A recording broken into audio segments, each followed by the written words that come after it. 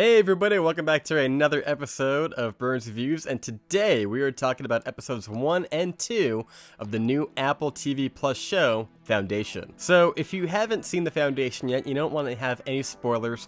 I do have a spoiler-free review right here. I'll leave the link right there, and I basically give it my thoughts, no spoilers. You know, if you want to just kind of get an idea if it's a show that you might be into, by all means, go check it out. But if you have seen episode 1 and 2, that's what we're going to be talking about today, so spoilers beware.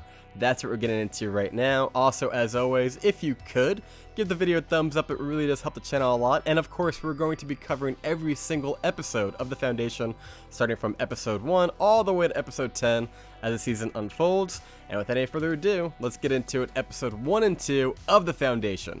Now, I'm going to be very quick on episode 1 because I already did a review for it, and to be fair, not a lot really happens in episode 1. It's a lot of exposition, it's a lot of meeting the characters, and a little bit happens in the end. But the first half is really just setup, which is fine, and I totally like it. But let's just go over it really quick. The show opens up with Terminus, where I guess our civilization will eventually take place. And we see the giant vault, this giant, shape that's just floating in the sky. And there's all these kids, and they're trying to walk closer to it, and the closer they get, the more distortion they feel, the more, it's like they're drunk or high or something. They're like, oh, they're getting all crazy, and vibrations happen. So that's basically the setup, and that's 35 years in the future, or maybe that's the present. But however, that's the only little bit we get from that timeline. Then we go back 35 years, and we meet Harry Seldon, who is the psycho-history mathematician who has basically discovered that the world is going to come to an end and society's going to fall and people are going to die and there's going to be war, and he doesn't know what they can do. He's like, basically, we can't stop it, but maybe we can buffer it by building the Foundation, which is of course the name of the show. So we get a lot of exposition. It feels very much like Dune, and his whole goal is to save all of them the best that he can, moving forward. We then meet Gail, and she's basically just a young girl, and she is a mathematician who won a contest to go basically meet up with Harry and help him on his journey. She's also, oddly enough, an outcast on her planet, and we don't really know why. Her parents are very different. The people who live there look at her kind of funny. They kind of imply a little bit that maybe it's because she's so smart and she's a mathematician and she's just a little bit odd. But I suspect there's also something else that we just don't know as to why everybody on this planet just really hardcore resents the shit out of her. But she leaves, and she gets on a little spaceship, and she wakes up in the middle of it, of her trip from her home planet to go see Harry, and it's the strangest thing. It's one of those like head-scratching moments in the episode. She wakes up during hyperdrive sleep, and she's not supposed to. And she is visited by like this strange, skinny alien type character who says, "You're not a spacer." And I don't know what to make of that. I think they're trying to set it up where she's kind of like this like very special character in the show, the chosen one, if you will. And I hate to compare her to Rey Skywalker, but that was the vibe I got, or Luke Skywalker, the chosen one, if you will, like the Matrix maybe. Same with Salvor Hardin, not to jump around, but going back a second, when we're at Terminus and we see the giant diamond in the sky, Salvor Hardin seems to be this new interesting character we don't know much about. She's running stuff, and we'll talk more about her later, but she's another one who might be a chosen one. She's also the one narrating the show, but again, she's speaking in vagueness because, it's like this weird poetry thing, and I get it, they don't want to spoil the show. So basically, moving along, I don't know what it means. Comment down below, what do you think it means by not a spacer? What do you think a spacer is? Do you think that's somebody who's just kind of dumb, like they space out and they just, or maybe somebody who's not meant for travel in space? I don't know, it's gotta be something way more than that, but bottom line, Gail is definitely someone who's kind of special. Speaking of Gail, I learned from the comments section of my previous video that in the book adaptation, Gail apparently is a white man and not a black African-American female. I don't have any problem with that. The person in the comment section clearly did. I'm not going to say what they said, but I have no problem with that, because you know what? It doesn't hurt the show. It doesn't hurt the story. It's fine. So, moving right along, we meet the Emperors, which is basically made up of 3 dudes who's all the same dude. Originally, Cleon the First, which, man, what an ego. He basically just has this whole lineage that he keeps, you know, like a snail, not a snail, like a snake that just keeps adding dots and getting longer and longer so that he can be eternal. So it's basically a trilogy. You have Brother Dawn, Brother Day, Brother Dusk. Lee Pace, who's our main antagonist, is the middle brother. And yeah, obviously Dusk is the oldest, Dawn is the youngest. And as they get older, they just keep moving them up and growing new ones. They keep making clones, which is a very unique idea. But it's gotta be odd, right? I don't know. It's very incestuous. It's very odd to me. And they're, oddly enough, they're different enough. You would think they would be kind of completing each other's sentences, but they seem to be different enough. And it's not like they seem like they're always separated. Yes, they do, in the first 2 episodes, kind of separate here and there. But for the most part, like, they seem to be having breakfast, lunch, and dinner together all the time. So we also see that Brother Day is kind of a bad guy. There's this artist, and we find out he was talking about Harry Seldon, and just for doing that, Brother Day just liquefies him. Just boom! It's like, whoa! It kind of reminded me of that scene in Ant-Man, when the bad guy's in the bathroom talking to somebody, and he uses that technology to just... It's like, damn. So clearly, I kind of view Brother Day as the Jaime Lannister character in the show, because in the beginning, starting off, does some pretty evil, heartless stuff, but I have no doubt as the show unfolds, they're going to humanize him, they're going to show you some good points, and then they're going to pull the rug out and maybe show him being a bad guy again. I haven't seen beyond episode 2, but that's my prediction as of right now. We then have a scene where Gale meets with Harry Seldon, and the first thing he says right to her is like, oh, thank you for coming, it's kind of great, let me tell you about my psycho history, which is, again, is just the study of history, sociology, and mathematics, using those 3 studies together to try to roughly predict the future. And she's like, I'm a big fan, I can't wait to help you, I'm so glad to leave my home planet. And he's like, that's great, guess what? We're gonna be arrested tomorrow. Sorry. And she's like, what? I put everything on the line. Why would you do this to me? And he's like, it had to be I had to, you know. Harry Seldon kind of reminds me of Doctor Strange a little bit, you know, because he does these things, and it's like in what was it, Endgame or Infinity War, where he kind of knows all the futures, and he kind of knows, like, there's that one, Tony, there's that one outcome that we have to do to kind of make it work. That's the vibe I'm getting from Harry Seldon. So she's less than happy about that, and you can't really blame her. And sure enough, the following day, she gets arrested. They cloak her with one of those giant cloak hoods, which is so badass. I mean, imagine those in real life. They just seem like, how practical.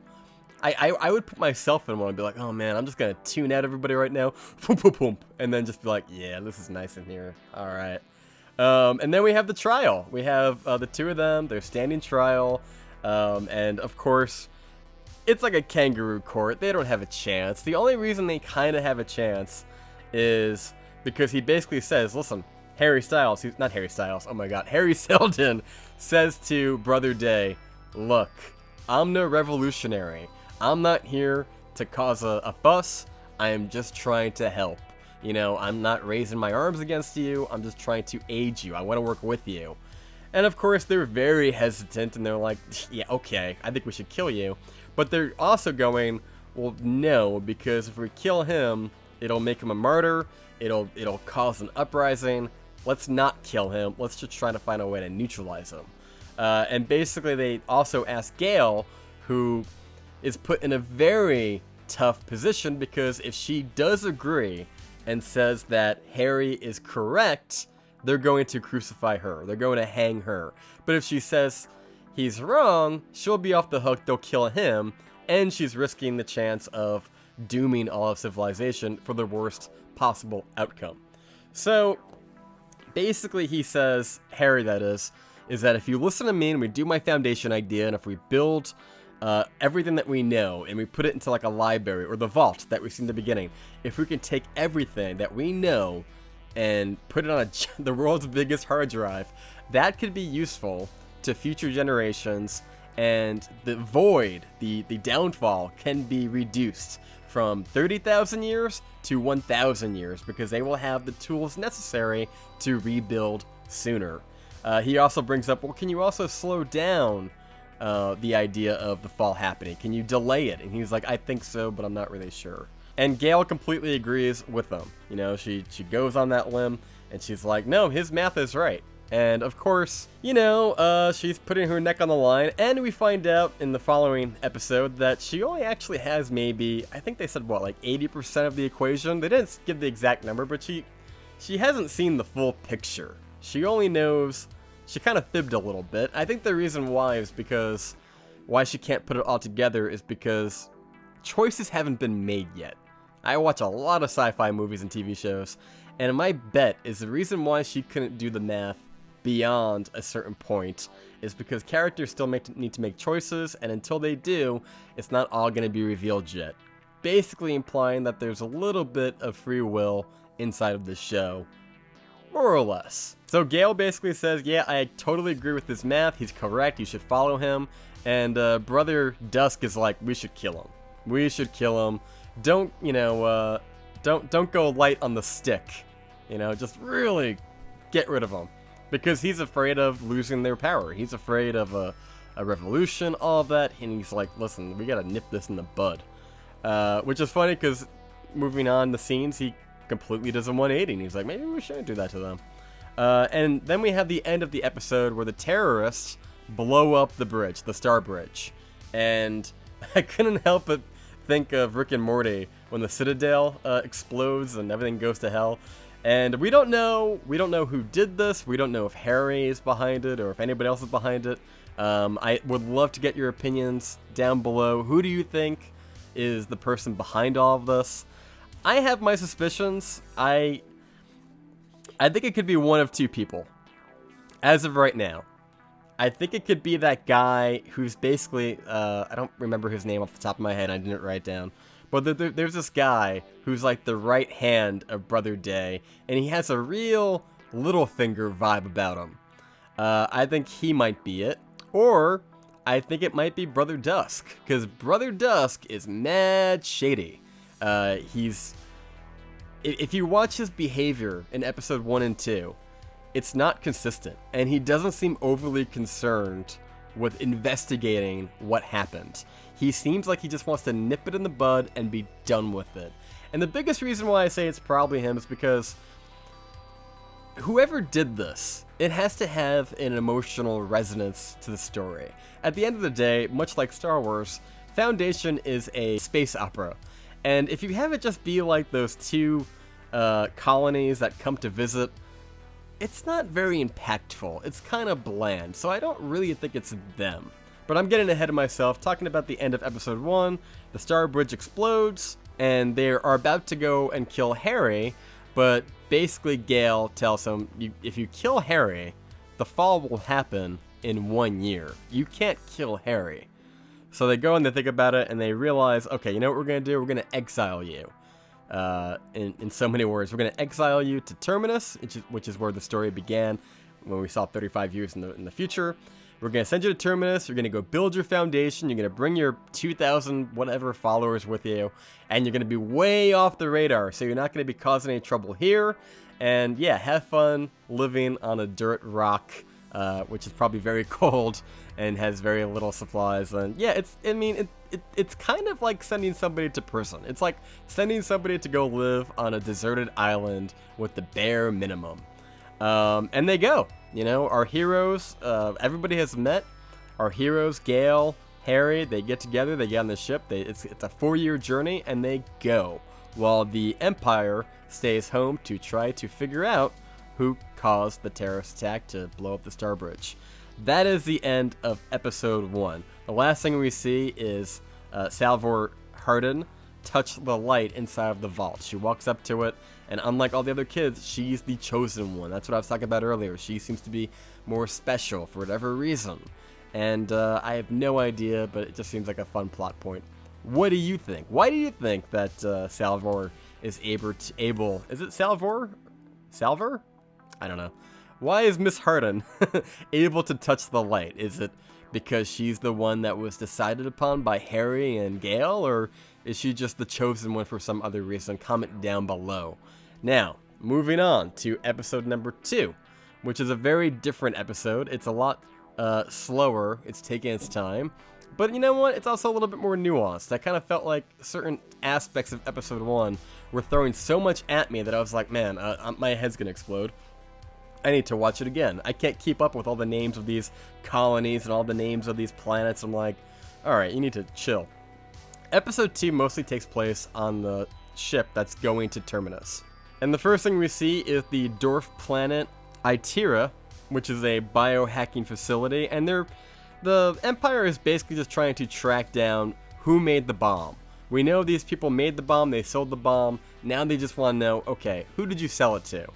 And they basically kill everybody there. They keep trying to track down any leads they can find, but everything seems to be kind of inconclusive. They can't really put their finger on the pulse to figure it out.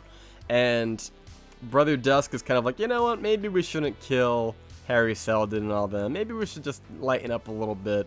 And Brother Day is like, we need hardcore evidence and proof. And that seems to be his whole arc of the entire episode, is finding that proof and maybe just killing people to send a message. And yeah, so there's no evidence that points to Harry, and meanwhile Gale is heading to Terminus on a 4-year journey and decides to get it on with Rach. Rach is a terrible name. And I'm watching this go and I'm like, didn't they just meet? How much time has passed between episode 1 and episode 2? They're getting it on in the pool. He can't swim, whatever. And it turns out it's been 2 weeks since the bridge blew up. So, but you know, they're going on a 4-year journey. It's been 2 weeks. They're both very attractive people, and I kind of get it. This whole episode is basically has this theme of we're all gonna die, so live for today because tomorrow is definitely not promised. And they do. Like, we meet a character, for example, who's an engineer and she's pregnant, and there's a whole bit about how she probably shouldn't be getting pregnant. She shouldn't be doing it naturally. She should take her lady parts and just, you know, they can put it in a bin. I'm totally butchering this, but basically they have the technology like where they can remove everything from her and just put it on ice, and then when she gets back to the planet, back to Terminus, they can pick up from there. And she's like, no, I'm just gonna get pregnant on the ship, and I'm gonna drink wine, and I don't care, I'm gonna be wildin', and I'm gonna do what I want. And of course Gale is like, I don't approve of this, but what is she gonna do? They're basically sending a message, because her whole arc is like, well, I know a lot of us aren't gonna live, so I'm gonna do what I want. And you know what? That's commendable. I can get behind that, because she's risking her life and she's going to enjoy what little bit that she knows may or may not be down the road. So I get it. We also see them in a training simulation that really gave me vibes of X-Men The Last Stand, where they're trying to, you know, evade these weird dragon tiger things, and they're trying to get ready for when they get to Terminus. And of course they keep failing. You know, it's only been 2 weeks, maybe a few months. They got a 4-year journey, and everybody is just doing a bad job, and everybody, you know, in these simulators, and they're just like ringing them. They're like, you need to do better. Meanwhile, back at the Empire, Brother Day, you know, he's interrogating people because 100 million people died on the planet Trantor, and there's 127,000 that are just floating in space. Again, invoking visuals of Rick and Morty in my head. And you know, nobody wants to talk. There's those 2 people that are, you know, they might be the bad guys, but I don't think it's them. If it is them, it's so obvious, and almost too obvious to the point of nauseam. It's gotta be somebody they know personally. It's gotta be probably somebody on Brother Day's staff, either Brother Dusk or that weird guy who's kind of like always in the shadows. The next shot we see is Brother Dusk, who's painting a mural with this fancy technology, and he falls, and it looks like he has some type of arthritis because his hands are kind of shaking, and he can't do what he usually does. And we get the feeling that maybe he's coming to the end of his lifespan, which always seems to be kind of predetermined. Like, I think they know when they're going to die because they've gone through this cycle so many times. And that's why I think maybe, just maybe, he might be the one behind the destruction of the Star Bridge, because there's a couple things that point to it. He's not really looking at the investigation. He wasn't at the interrogation. Why wasn't he there? Brother Day turns around. He's like, where were you? And he wasn't there. He goes to talk to the priest to see if he knows anything. And yeah, I don't know. I just don't trust that Brother Dusk. He seems really sus to me. And not too much really happens on the ship. We see Gale and Rach kind of like discuss their relationship. Again, we kind of address that whole engineer who's pregnant. And then, you know, we do a lot with this Harry Seldon guy where, you know, jumping ahead, the big ending of episode 2 is that Harry Seldon dies. And I'm going to bring it up now just because I got some theories about what's going on here. Harry Seldon, in the very end of the episode, he gets stabbed by what appears to be Rach, his adopted son. And the show likes to imply that maybe he did it because he was angry from when they were having dinner in the cafeteria, and he kind of spoke illy about Rach's biological father. I think this is entirely a red herring. There's a couple things as to why. When I did the editing for the first episode, I was pulling clips wherever I could find them from trailers, YouTube, what have you, and there is footage of Harry Seldon that has yet to be seen in the first 2 episodes. You made a choice. I haven't seen episode 3 yet. I'm not skipping ahead. I do have the early screeners, but I haven't watched it yet. But there's 2 scenes in particular that really stood out to me. One, where Rach is basically holding Harry, and another where we see Harry talking to, what's her name? Gale, and basically just saying, "You made a choice!" So I think one of 2 things may be happening here. I think either, for one, I think Harry completely planned this. Because the next scene that we have is him where he's going down to the laundromat and he's asking for like his favorite shirt that has like an ink stain on it, and he doesn't care about the ink stain because it doesn't matter, he just wants it, which is, he knows. He wants that shirt, and he makes a really big point of talking to everybody in the laundry room, which at first time watching it, I thought this was like the cringiest, patronizing thing he could be doing. It felt like one of those bosses at like one of those crappy jobs where they're like, "Hey, Friday is free pizza day, and I just want to show my appreciation because we could not do this without you. You guys are the backbone of this entire and it just felt very patronizing. I've seen bosses talk to their underlings this way, and it's like they don't really mean it, I don't think, and it just comes across that way. But in retrospect, I think he was just coming to terms with his own mortality. I think, again, going back to that Doctor Strange thing, I think he knew that the only way we could have pulled this off, the only way we can get that tiny window of a darkness, a void, before the Foundation kicks in and restarts society, is that if I die. He has to be a martyr. He has to die to cause a certain line of events to happen, or it's not going to happen. So that's one piece of it. The other piece of it is, the reason why I think we see him again is that we know in the show that there is cloning technology because of Brother Day, Dusk, Dawn. I wouldn't be shocked if there's more than one Harry Seldon. If he cloned himself in some way, and that's why we see him in future episodes. I find it highly unlikely that he's done on the show. I think they're going to bring him back in some capacity, whether he's a clone or whether they faked his death. Again, we never really see his death. We see him bleeding, we see him kind of like hanging on. Rach was acting really odd. Like, he was acting in such a way that was like, "Alright, Gale, you need to get to the pod and get out of here," because that's the, you know, he doesn't say it, but it feels like he's doing it because he needs a certain line of events to happen. At no point did I get the vibe from him that he killed his, you know, his stand-in dad, his foster dad, out of some sense of, you know, anger or resentment. I didn't get that vibe at all. And again, we get that little clip later. He looks really sad in that clip.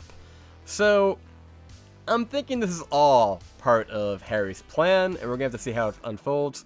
And again, we don't see him die. All we hear is like, "The vitals of Harry Seldon, he's dead." And I'm like, that doesn't mean shit, in my opinion. And the last thing we see is, you know, Rach shoves Gale into the pod. And again, I think that's earlier in the scene, earlier in the show, they had that bit where Harry wants people to start learning how to walk on the moon or walk on planets, or I don't remember exactly, but like he's like, I want you to do the simulator where you learn how to walk. And there's all these little clues dropped throughout the entire episode where I'm like, okay, so Harry knows he's gonna die, right? Harry knows he's gonna die. Harry knows he has to die. Or at very least give the impression that he died to move the events of things forward. Most definitely with Gale, possibly with the other people on his ship. And that's pretty much it. The other thing we get going on is Brother Day. He executes those two people very publicly as a sign of showing strength, because he doesn't want to be viewed as being weak. As we already know from the previous episode, the Empire is stretched very thin. Harry even points this out to him by saying that you're stretched too thin, and now people, the jackals, are starting to move in, and they're going to consume you one by one. So he knows that, and he's like, look, we gotta project strength. We need to give these people something that they can kind of get behind, because everybody's in despair. They want somebody's head on a block. So there's a scene where like he even says, he's like, Brother Dusk even said, again, Brother Dusk is so sus to me, because he even says to these two people, he's like, we know you didn't do it, but we're gonna kind of kill you anyway. And they have a very public execution. They kill all of his people, and they blow up, well, they don't blow up, but they scar the other planets that they think may or may not be responsible. I don't think Brother Dusk definitely knows that these two people aren't responsible. Brother Day, I think, suspects it. He even says, he's like, you know, we need to kill somebody. I prefer to be the guilty one. Lee Pace is fantastic in this show. I can't praise Lee Pace enough. I'm very biased because I saw him in like 5 other things. The cast in general are so far so good. I have no complaints. Big question that I had is, who is this priest that we see early on in the show? Why did Brother Dusk go see him? Do you think he's going to be something that ties into future episodes? And who do you think blew up the Star Bridge? Again, I'm going to stand by Brother Dusk. Maybe Gerald, I think his name is. The character who kind of gives me vibes of Littlefinger. This guy right here. I'll just leave a photo right there. Lots of names to remember, guys, and I apologize for not remembering them at all times. But that's episode 1 and 2. I gave episode 1 an 8.5 out of 10, and I'm going to give episode 2 an 8.0 out of 10. It's not as strong as episode 2. I'm sorry, as episode 1. It's a little bit different. It's a slower pace. And I don't know. I feel like the only thing that really happens is the alleged death of Harry Seldon. There's a lot of filler along the way. I didn't really buy the relationship between Rach and Gale. It was a little cringy almost sometimes. I don't know if that's intentional for the characters or if it's just something to do with the acting or the directing. But I didn't buy it too much, but I just gotta go along with it. But what do you think? Do you think Harry Seldon is still alive? Do you think he's a clone? Comment down below. I would love to know your thoughts. Who do you think blew up the Star Bridge? I would love to know. I know the books and the show have already deviated greatly from what I've been told, so I would love to get your feedback. What do you think of Foundation? Is it a strong show that you're going to get into, or are you kind of just done with it? Were you disappointed by it, or do you love it? Is it your new favorite? Be sure to comment down below. I'd love to discuss this more in the comments. I'd love to get more answers. I'd love to know what you think, because as of now, I just think that Harry's alive and Brother Dusk may or may not be the bad guy. Right? He just seems like a bad guy. Or, you know, it could be a really good twist of, like, what if Brother Day was like not Brother Day, Brother Dawn, like this little unsuspecting boy. What if he's like the new Joffrey? You know what I mean? Comment down below. I would love your thoughts. Until next time, guys, thank you so much for watching. Be sure to subscribe. Follow us on this journey as we go through all 10 episodes every week. Thank you so much for watching, and we will see you next time.